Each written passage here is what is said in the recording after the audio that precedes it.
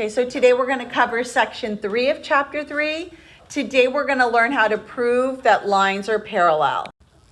So the first way to prove that lines are parallel is by using the corresponding angles converse theorem. So yesterday we learned 4 theorems. Today we're going to learn the converses of all those theorems. And if you remember back from chapter 2, a converse is where you're going to switch the if and the then. You're going to switch the hypothesis and the conclusion. Yesterday, for the corresponding angles theorem, we were told if the lines are parallel, then corresponding angles are congruent. Now, you're going to be told that the angles are congruent and you can prove the lines are parallel.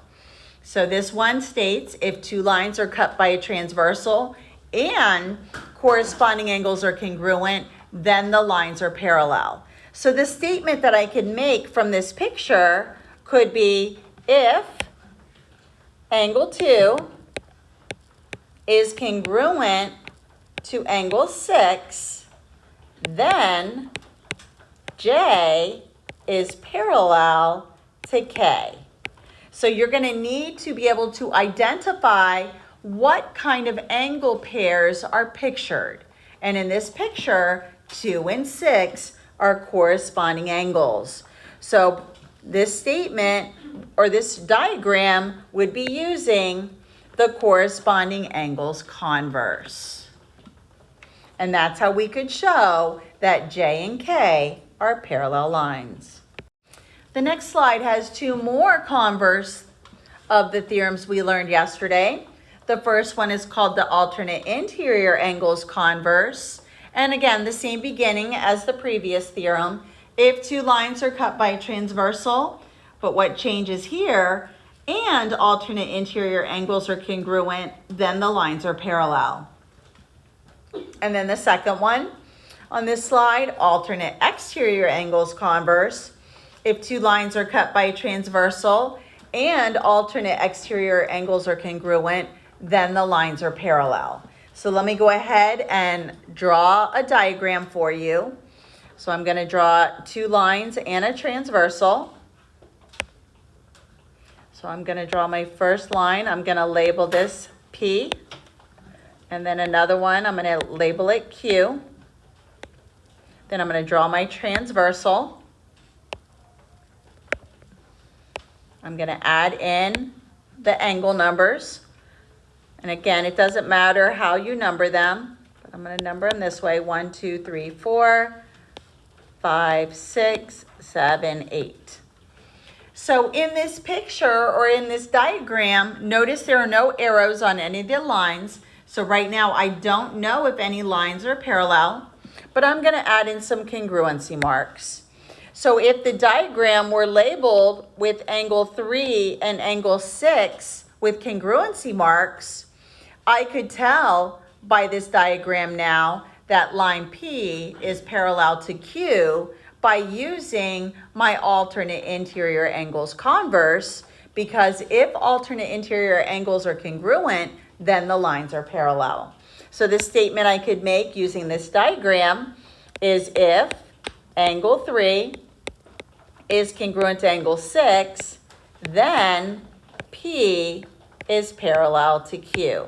Now I also have another pair in here. I also have 4 and 5. So if 4 and 5 had markings, then you could also have stated if 4 is congruent to 5, then again P is parallel to Q. And then for the alternate exterior angles converse, you would need to have a pair of alternate exterior angles with congruency marks. So let's say angle 2 and 8 had markings. Then you could make the statement that if angle 2 is congruent to angle 8, then P is parallel to Q. And then the other pair of alternate exterior would be 1 and 7. So either statement would justify lines P and Q being parallel. And again, these converses are showing that the lines are parallel. Yesterday, we were given that the lines were parallel and we showed that the lines were congruent. The angles were congruent. And what we're going to see on the next slide, that consecutive interior are supplements.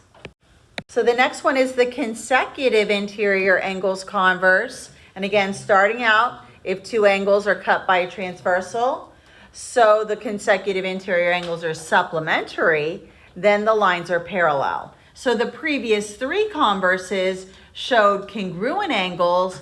Now we're showing supplementary angles. And again, I'll draw a picture here just to demonstrate what might be given to you. So I'll draw my two lines. Again, I can name them P and Q. Draw in my transversal, which creates the 8 angles. So I could go 1, 2, 3, 4, 5, 6, 7, 8. And again, it doesn't matter which way you draw them. Before I was drawing the transversal vertically. Here I'm going to draw it horizontally. It doesn't matter. So here, what would probably be given is they would have some angle measures on the angles here. So let's say angle 2, let's say they tell us this one's 70, and angle 3, they tell us this one's 110. So what we would show is 70 plus 110 adds up to be 180, making 2 and 3 supplementary. So again, the statement you could make from this picture, you could state that if angle 2 and angle 3 are supplementary,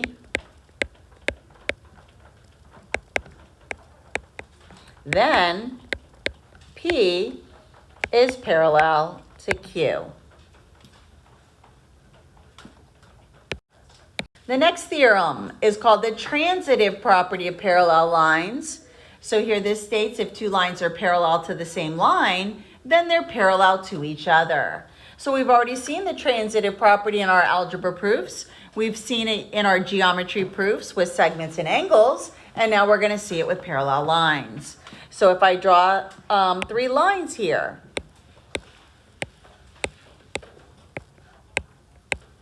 and if I label them J, K, L, it doesn't matter the letters. So if J is parallel to K and K is parallel to L, then I could say that J is also parallel to L because it's got this overlap where they're really the same thing. So let's say this in words or with the letters. So if J is parallel to K and K is parallel to L, then you can conclude that J is also parallel to L. Notice the K's here are the same. They cancel out, just like we saw before in all of our other prior transitive properties. All right, next slide just has a summary of all the ways to prove that two lines are parallel. So coming up, not on the quiz, we won't have to write any proofs on the quiz, but coming up on the test, you will have to write proofs. Some of them will ask you to prove that two lines are parallel. So in your proof, you could use any of these converses that we just talked about today. The first one showing that a pair of corresponding angles are congruent. That would be the corresponding angles converse. The second one, showing that either a pair of alternate interior or alternate exterior angles are congruent, that would be using both of those converses. You can do either or, it doesn't have to be both. And then the third one, showing that a pair of consecutive interior angles are supplementary. That would be your consecutive interior angles converse. Remember, another name for the consecutive interior angles, they're also called same side interior. But again, our book doesn't use same side, it uses consecutive, but be aware of the terminology for a standardized test. And then the last one, show that both lines are parallel to a third line. That was your transitive property. We're going to learn one more in section 4 about perpendicular lines. But again, right now, these are the 4 ways that you know, or actually 5, because option 2 here has 2 converse theorems in that one. So again, know that this theorem, this converse and this theorem, you can either call it same side interior or consecutive interior. Again, our book calls it consecutive interior angles. All right, so first example, which segments are parallel in this picture? Now, we just learned a bunch of converses, and most of them said to find either congruent angles or supplements. So what I can do here is, I don't see anything that's obvious. However, I can do some addition, and I can then find some congruent angles.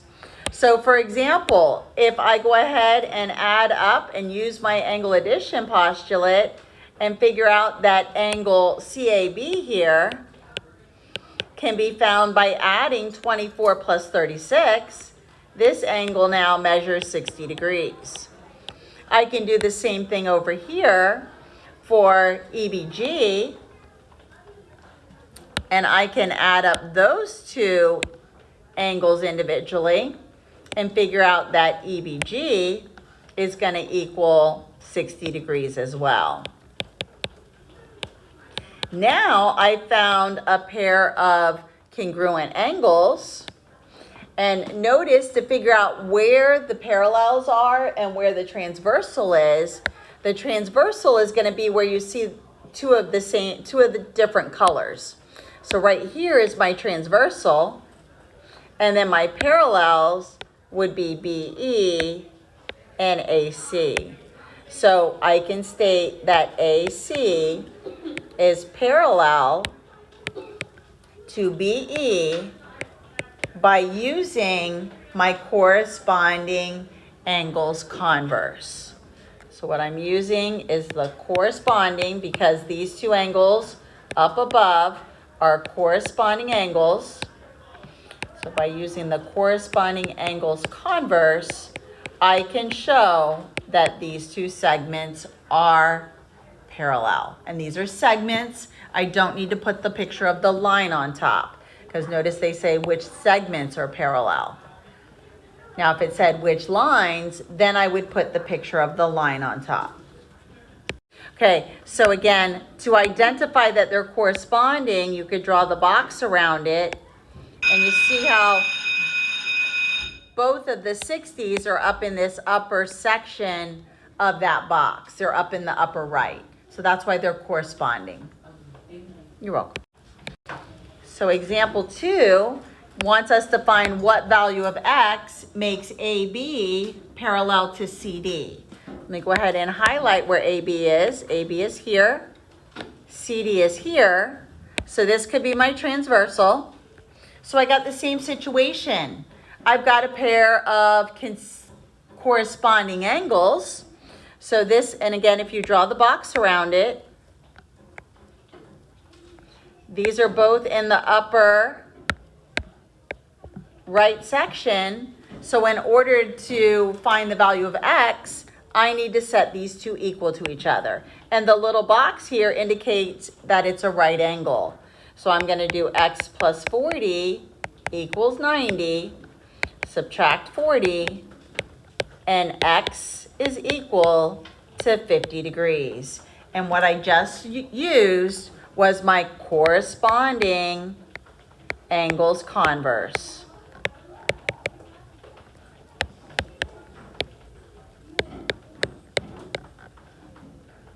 Coming up in the next lesson, we're going to learn that lines perpendicular to a transversal theorem, which is going to state that if 2 lines are perpendicular to a third, then the lines are parallel. So because I could show that they're both perpendicular, I could actually say that they're parallel by using that new theorem coming up. But for now, we don't know that yet, so we're only using the corresponding angles converse.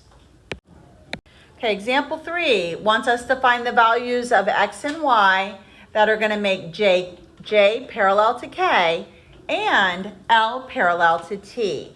So let me go ahead and work on making J parallel to K first. So let me go ahead and highlight those. So J is right here, K is here. So what I'm going to use is this line L as my transversal.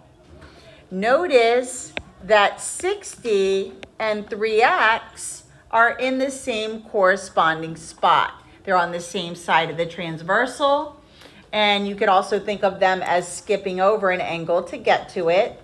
So what I'm going to use is my corresponding angles converse, and I'm going to set 3x equal to 60, divide by 3, and x equals 20. And what I used was my corresponding angles converse. Now, to find the CF, L, and T, making those parallel to figure out what y would equal, now I'm going to change it up. So I'm going to highlight L and T. So this is when J and K were red, and I'll go ahead and do L and T in blue. So now I have L and T, and the transversal I'm going to use to figure out y is going to be line J. Now, if it helps you to, do them separately and redraw the picture, you can do that. But now I have angle 2y is alternate interior to 60.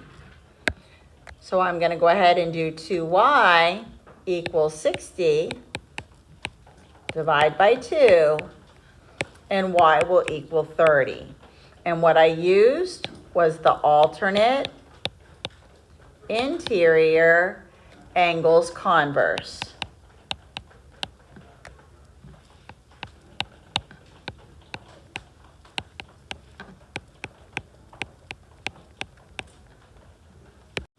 So for example 4, it's an application question.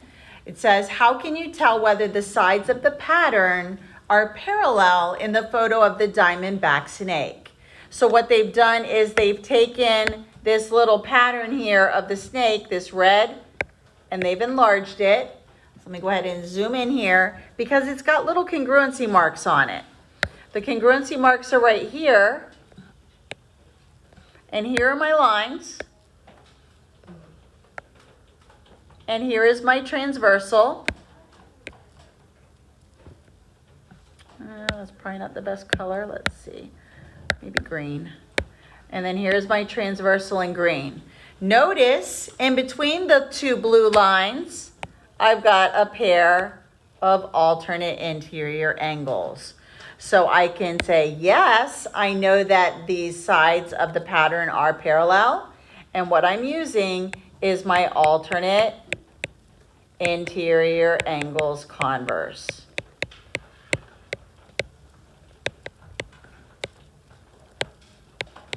So if alternate interior angles are congruent, then the lines are parallel. So the sides of the pattern would be parallel by using this converse. So that is it for the notes on section 3. You have your homework on big ideas. You do need to show work for 8 of the 12 questions. For the most part, it's the first 4 and the last 4. The middle 4, you're just identifying a theorem or a converse that justifies what you're doing. And that is it.